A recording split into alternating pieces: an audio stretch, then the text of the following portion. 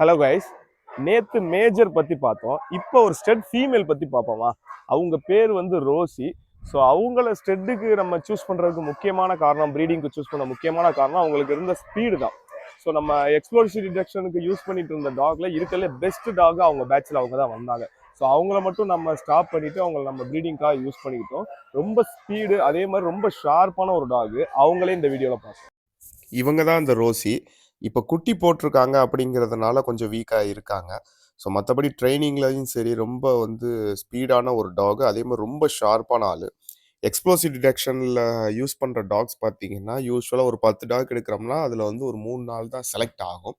So அந்த மாதிரி நம்ம பார்த்து பார்த்து எடுக்கிற பப்பிலே அவ்வளோ கம்மியாக தான் செலக்ட் ஆகுது. ஸோ அந்த மாதிரி பண்ணதில் இவங்க ரொம்ப டாப்பாக இருந்தாங்க.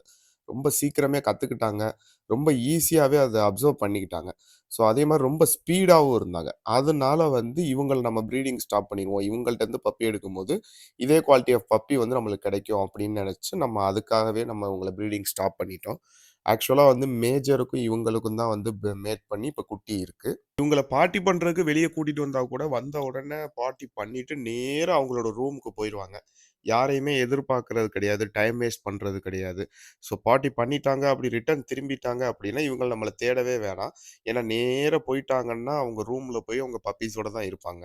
குட்டி போட்ட எல்லா டாகுமே இந்த மாதிரி தான் இருப்பாங்க.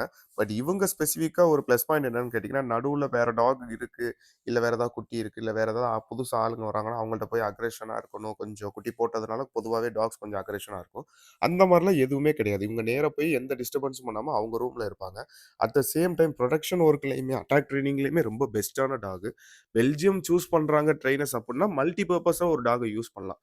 ஒரே டாகை 2, 3 விஷயத்துக்கு யூஸ் பண்ணலாம். அந்த மாதிரி இவங்க எக்ஸ்ப்ளோசிவ்லையும் டாப்பாக இருந்தாங்க, ப்ரொடக்ஷன்லையும் டாப்பாக இருந்தாங்க. ஸோ அதனால தான் நம்ம ப்ரீடிங்க்கு இவங்கள யூஸ் பண்ணோம்.